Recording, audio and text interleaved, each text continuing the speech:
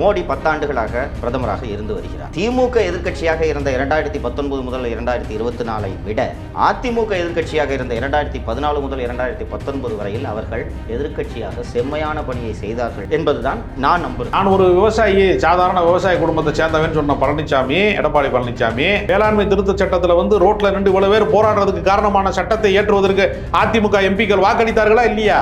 Anwar ராஜாங்கிற MP பல முறை சொன்னாரு, முத்தலாக்கு சட்டத்துக்கெல்லாம் நம்ம வந்து ஆதரிக்க வேண்டிய அவசியம் நமக்கு கிடையாது அப்படின்னு கடுமையாக எதிர்த்தாரு. அவங்க என்ன பண்ணாங்க? அந்த காலகட்டத்தில் அவரை கட்சியை விட்டு நீக்கினாங்க. மோடி தான் அடுத்த வாட்டி ஆட்சி வருவதற்கு வாய்ப்பு இருக்கு அப்படின்றது மக்கள் தீர்மானிக்கிறதா, இவர்களை போன்ற போலி ஊடகவியலாளர்கள் தீர்மானிப்பதா? அதான் நம்முடைய கேள்வி.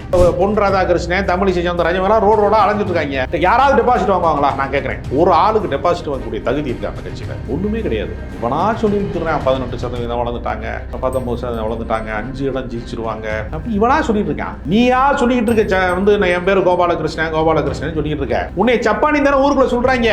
பூரா பயங்கரமான போலி தேசபக்தர்களை பார்த்துருக்கான், போலி ஊடகவியலாளர்கள் பார்த்துருக்கான். 2 பேரும் ஒரே புள்ளியில இணைகிறாங்க. மக்கள் இந்த கூட்டணியை முறியடிப்பாங்க.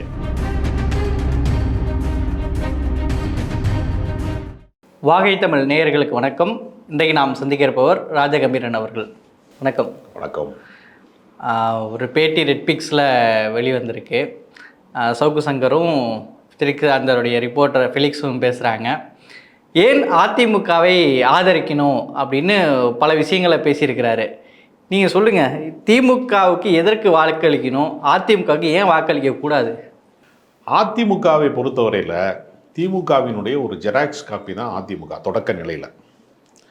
கலைஞரினுடைய தலைமை வேண்டாம் என்று கருதிய 2ஆம் கட்ட தலைவர்கள் வந்து நாவலர் நெடுஞ்செழியனிலிருந்து முன்னாள் சபாநாயகராகலாம் இருந்த காளிமுத்திலிருந்து அரங்கநாயகம், ராஜாராம் என்பன போன்ற 2ஆம் கட்ட தலைவர்கள் தங்களுடைய அங்கீகாரத்திற்காக வேண்டி எம்ஜிஆரை வந்து ஆதரிக்கிறாங்க.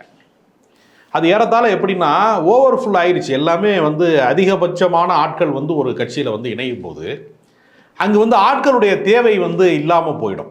ஆளுமைகள் அதிகமாக இருக்கும்போது நீங்கள் பார்த்தீங்கன்னா இணையான தலைவர்கள், அண்ணாவுக்கு இணையான தலைவர்களாக பல தலைவர்கள் வந்து இருந்தாங்க. அதில் அண்ணாவின் மறைவுக்கு பின்னாடி அந்த இடத்தை வந்து கலைஞரால் மட்டும்தான் கைப்பற்ற முடிந்தது. இல்லை இன்னைக்கு அவர் பக்கம் காங்கிரஸ் ஒரு பக்கம் ஆதரிக்கிறார். வரலாற்று பூர்வமாகவே வர்றேன். அப்போ அதனுடைய தொடர்ச்சியாக அவங்க வரும்போது என்ன பண்ணிட்டாங்கன்னா, திமுகவுக்கு இணையான தலைவர்கள் 2ஆம் கட்ட தலைவர்களாக எம்ஜிஆர் காலத்தில் இருந்தாங்க. அந்த இணையான தலைவர்களை காலி பண்ணி ஆளுமைகளே இருக்கக்கூடாது அதிமுகவில், எல்லாருமே டம்மி பீஸாக தான் இருக்கணுங்கிற ஒரு பெரிய கோட்பாட்டை வந்து யார் உருவாக்குறாங்கன்னா ஜெயலலிதா அவர்கள் உருவாக்குறாங்க. ஏன் உருவாக்குறாங்கன்னா, அவங்க முதலமைச்சராக இருந்து தேர்தலை சந்திக்கிறாங்க. ஒரு முறை முதலமைச்சராக இருந்த பின்னாடி 91, 96 பின்னாடி சந்திக்கும் போது இவங்க பர்கூரில் தோற்று போகிறாங்க. தோற்று போகும்போது திருநாவுக்கரசு, தாமரக்கணி போன்றவர்கள்லாம் வெற்றி பெறுறாங்க. அப்போ அவருக்கு வந்து மிகப்பெரிய மன உளைச்சல் ஏற்படுகிறது. தனக்கு செல்வாக்கு இல்லை, தன்னை மீறி இவங்கெல்லாம் வெற்றி பெறுறாங்கங்கிறப்ப இனி அதிமுகவில் 2ஆம் கட்ட தலைவர்கள் யாருமே ஆளுமை மிக்கவர்களாக இருக்கக்கூடாதுங்கிற நிலைமை வருகிற போது தான் எப்போ என்ன பண்ணுறான்னா, ரொம்ப லோக்கலாக இருக்கிறவன், படிக்காதவங்க, விவரம் பத்தாதவங்க, அறவேக்காடாக இருக்கிறவன், போஸ்ட் விட்டுறவங்க, இவங்கெல்லாம் வந்து சாமானிய மக்கள்லேயே கொஞ்சம் சொல்கிறத மட்டும் கேட்டால் போதுங்கிற அடியால் லெவலில் இருக்கிறவனை வந்து முதன்மைப்படுத்துகிற இடம் வருது. எம்ஜிஆர் வந்து 2 டைப்பான ஆட்களும் வச்சுருந்தார். அதுக்காக இப்போ மதுசூதனன்லாம் அதிமுகவில் பெரிய அறிவுஜீவி கிடையாது. அவரும் ரசிகர் மன்றத்தில் விசிலடிச்சால் தான். கே.கே.எஸ். ராமச்சந்திரன் கூட ஒரு காலத்தில் ரசிகர் மன்றத்தில் இருந்தாலும் தான். தாமரகணி இருந்தால் அப்போ அந்த வகையான ஆட்களும் இருப்பாங்க, அறிவுஜீவிகளும் ஆளுமைகளும் இருப்பாங்க, திராவிட இயக்க சித்தாந்தம் புரிந்தவங்களும் இருப்பாங்க. ஜெயலலிதா வந்த பின்னாடி ஆளுமைகளே இல்லாத அதிமுக உருவாச்சு. அப்போத்தான் வந்து என்ன பண்ணுறான்னா, இந்த ராஜேந்திர பாலாஜி மாதிரி மோடி எங்கள் டாடின்னு பாட்டு பாடின ராஜேந்திர பாலாஜி மாதிரி, காஷ்மீர் பியூட்டிஃபுல் காஷ்மீர்னு ஒருத்தன் பாடினானே நவநீத கிருஷ்ணனா, நாடாளுமன்ற உறுப்பினர், அந்த மாதிரி பைத்தியக்காரங்க கிறுக்கங்க பூரா 2ஆம் கட்ட தலைவர் வந்துட்டாங்க. அந்த வரிசையில் தான் நம்ம எடப்பாடி பழனிசாமியும் வர்றாரு. இல்லை அதுதான் எதுக்கு நான் இதை சொல்றேன்னா, நமக்கு அதிமுக மீது காழ்ப்புணர்ச்சி கிடையாது. அந்த இயக்கத்தை வந்து வீழ்த்துவதோ அல்லது அவங்கள குறைத்து மதிப்பிடுவதோ என்னுடைய எண்ணம் கிடையாது. ஒரு காலகட்டத்தில் அதிமுக வந்து திமுகவுக்கு நிகரான மக்கள் செல்வாக்களை மட்டுமல்ல, கருத்தியலாகவும் நீங்கள் பார்த்தீங்கன்னா, உதாரணத்துக்கு ஒன்று சொல்கிறேன் கேளுங்க. இடஒதுக்கீடு 69% இடஒதுக்கீடு, பிற்படுத்தப்பட்டவருக்கான விஷயங்களை சமூக நீதி காத்த வீராங்கனைன்னு சொல்லக்கூடிய அளவிற்கு சட்ட திருத்தங்களை செஞ்சுருக்காங்க. ஏன் அதெல்லாம் செஞ்சாங்கன்னா, ஜெயலலிதா காலத்தில் நடந்திருக்கு. அதுவும் ஏன் அதெல்லாம் செஞ்சாங்கன்னா, நாங்கள் திமுகவை விட வந்து சலச்சால் கிடையாது, உங்களுக்கு நாங்கள் இளைச்சால் கிடையாதுடா அப்படின்னு காட்டுறதுக்கு ஈக்குவலாக பல விஷயங்கள் பண்ணியிருக்கிறாங்க. ஆனால் அது எங்கே தொடங்குதுன்னா, எம்ஜிஆருக்கு பெரிய தத்துவார்த்தம் கிடையாது. எம்ஜிஆர்கிட்ட வந்து பெரிய திராவிட இயக்க கோட்பாடு, கொள்கை, பற்று அப்படிலாம் இருக்குன்னு நம்ம சொல்லவே முடியாது. எம்ஜிஆருக்கு கொஞ்சம் மனிதாயமானம் இருந்தது, சக மனிதர்களை வந்து தலைவர் அரவணைக்கக்கூடிய பண்புலாம் இருந்துச்சு. ஆனாலும் அவரும் டெல்லியால் உருவாக்கப்பட்ட ஒரு தலைவர் தான். திமுகவை உடைப்பதற்கு அன்றைக்கு இருக்கக்கூடிய மத்திய அரசாங்கத்தால் உருவாக்கப்பட்டவர் தான். எப்பொழுதுமே அதிமுக எப்பொழுதுமே டெல்லியால் உருவாக்கப்படுகிற ஆட்களுக்கு அங்கேயே தொடங்கிச்சு அந்த கட்சி. அங்கே தான் ஏறத்தாழ கரைஞ்சு காணாமல் போகிற நிலைமையை கொண்டு வந்து எடப்பாடி பழனிசாமி உருவாக்குனார். இந்த நிலைமையில் எடப்பாடி பழனிசாமி கடந்த முறை முதலமைச்சராக இருந்தபோது மாநில உரிமைகளை விட்டு கொடுத்தாரு. நிறைய விஷயங்களை காம்ப்ரமைஸ் ஆனார். குடியுரிமை திருத்த சட்டத்துக்கு எந்த விதமான முன் யோசனை இல்லாமல் அந்த சட்டத்துக்கு வந்து வாக்களித்தாங்க அதிமுகவினுடைய எம்பிக்கள். வேளாண்மை திருத்த சட்டத்தை எந்த விதமான முன் நிபந்தனையும் இல்லாமல் ஆதரிச்சாங்க. எந்த விதமான கொள்கையும் கோட்பாடுகளை பற்றி கவலையே படாமல் அதை கூட்டணி திரும்பத்துக்காக பண்ண இன்னைக்கு அதெல்லாம் எதிர்க்க ஆரம்பிச்சிட்டாரு தானே யாரு? எடப்பாடி பழனிசாமி. சட்டமாக்குறதுக்கு பயன்பட்டாரு. அப்புறம் நீனே திரும்ப சட்டத்துக்கு எதிராக பேசினேன்னா அது சட்ட விரோதத்தில் தானே வந்து சேரும். சட்டமாக்குவதற்கு நீ ஏன் காரணமானேங்கிறதுக்கு கூட்டணி தர்மம்னா இது என்னன்னு தெரியல. இப்போ ஒன்றும் இல்லை, பாஜகவோடு திமுகவும் கடந்த காலத்தில் கூட்டணியில் இருந்திருக்கு.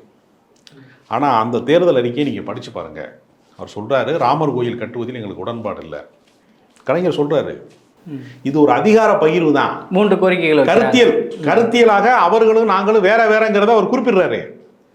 அப்போ ஒரு டெல்லியில் வந்து அவங்களோட சர்க்கார் வருது, அவங்களுடைய அதிகார மையம் வந்து அவங்களுக்கு வருது. அப்படிங்கிறப்ப தமிழ்நாட்டுக்கு நமக்கான விஷயங்களை பெற்றுக்கொள்வதற்கு ஒரு வாய்ப்பாக அதை பயன்படுத்தி கொண்டார் அவர். ஆனால் கொள்கையில் சமரசமானாரா அப்படின்னு பார்த்தீங்கன்னா, கடைசியில் கூட்டணி விட்டு வெளியே வரும்போது என்ன சொன்னார்? மிக கடுமையான வார்த்தைகளை சொன்னார். ராமர் என்ன இன்ஜினியரா பாலம் கட்டுறதுக்குன்னு கேட்டார்ல. அது மட்டும் இல்லை, சில புராணங்களில் குறிப்பு இருக்குது, இந்து என்றால் திருடன் என்ற அர்த்தம், இன்னும் புராணங்களில் குறிப்பு இருக்குன்னு வரைக்கும் சொன்னார். இந்த தைரியம்லாம் வேற எந்த தலைவனுக்குமே வராது.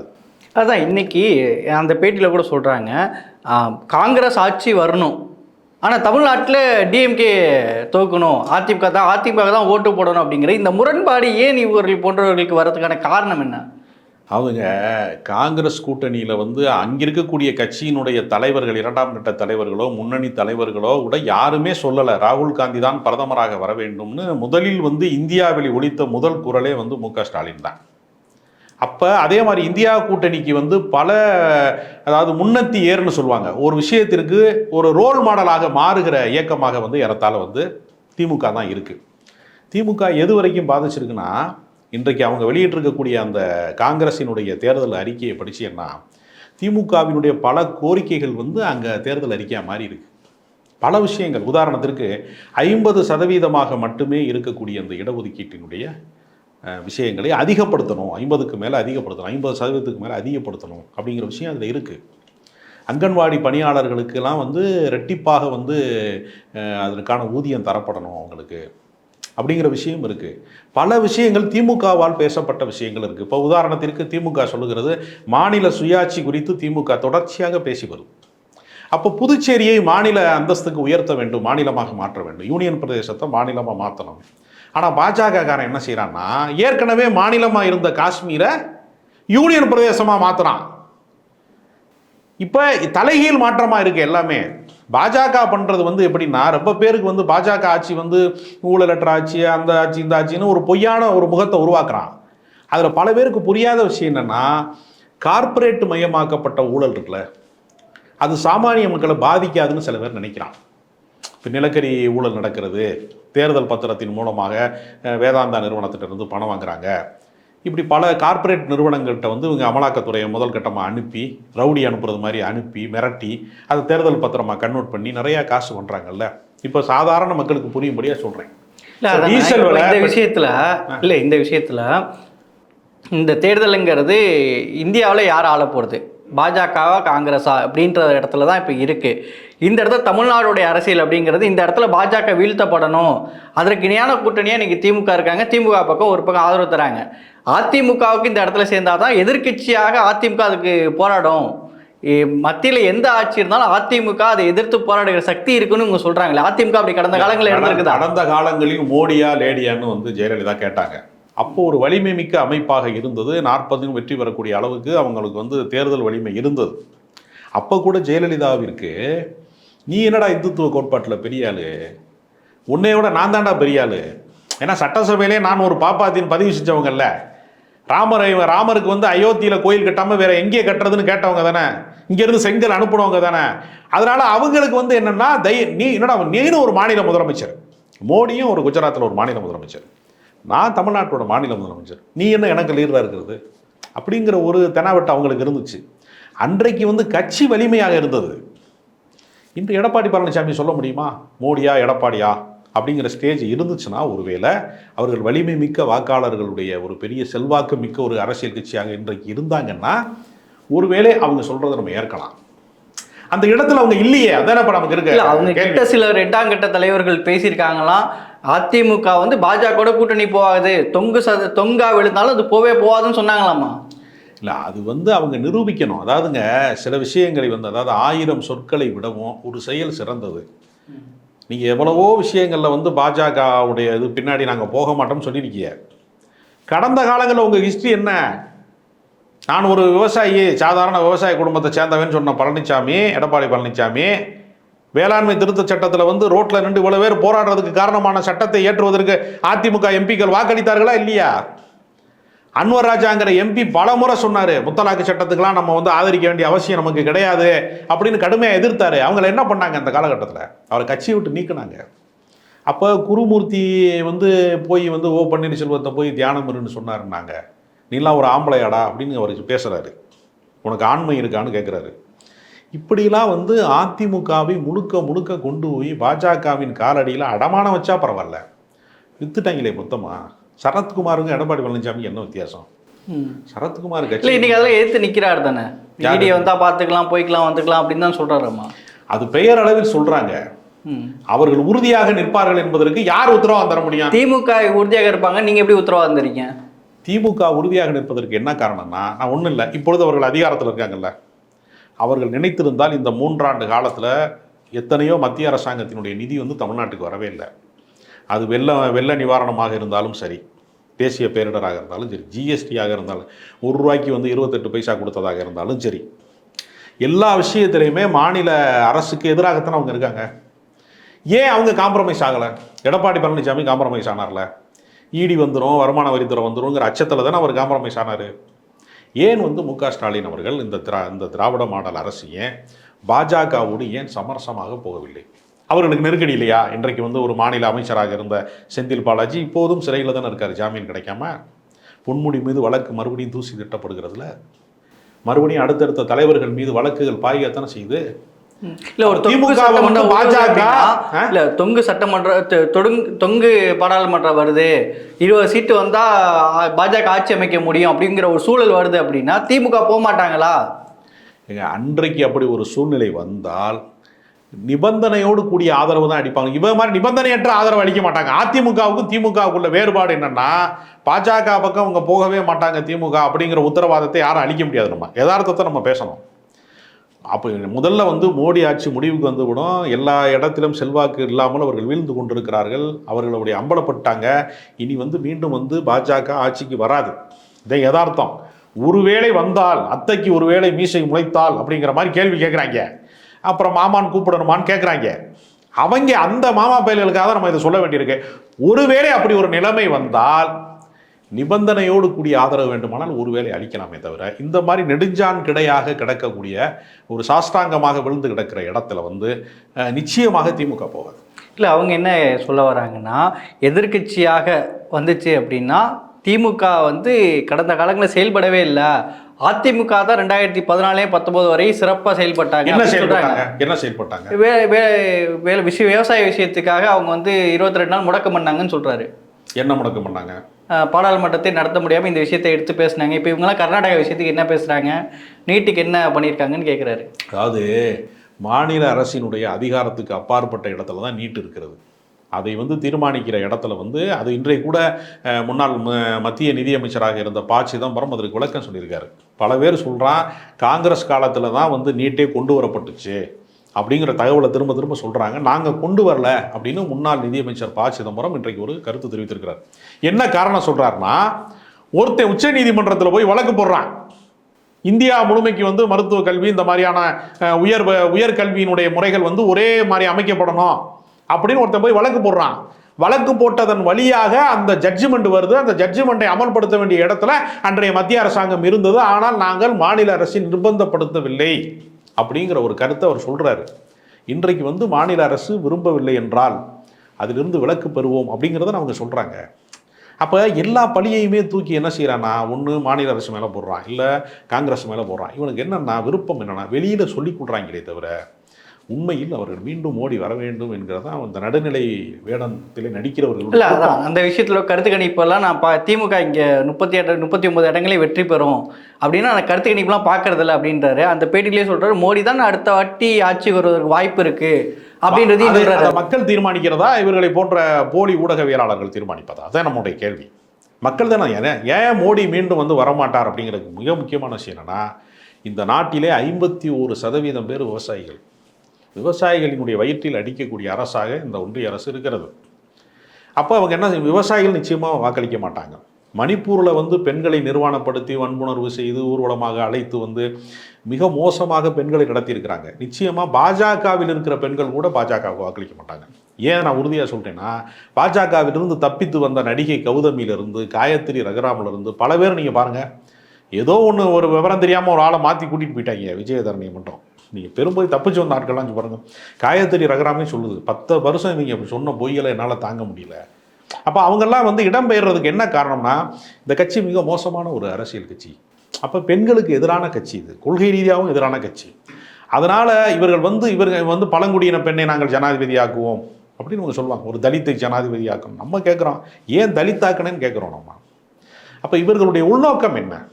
இல்லை, அதான் இப்போ இந்த இடத்துல இன்னொரு விஷயம் என்ன கேட்குறாருன்னா, தமிழ்நாட்டை பொறுத்தவரையும் டிஎம்கே வர்சஸ் ஏடிஎம்கே ரொம்ப தெளிவாக இருக்கிறாங்க. எனக்கு எதிரி டிஎம்கே தான், நான் பாஜகவை பற்றிலாம் பேச வேண்டியதில்லை, எனக்கு அவங்க ரோலே கிடையாது.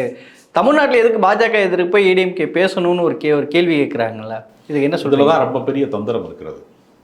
யார் எதிரி என்பதில் அடையாளப்படுத்துவதில் மாநில கட்சிகளை ஒடுக்குகிற பாஜக எங்களுக்கு எதிரி என்று சொல்வதற்கு தைரியம் இல்லாத அதிமுகவுக்கு எப்படி மக்கள் வாக்களிப்பாங்க?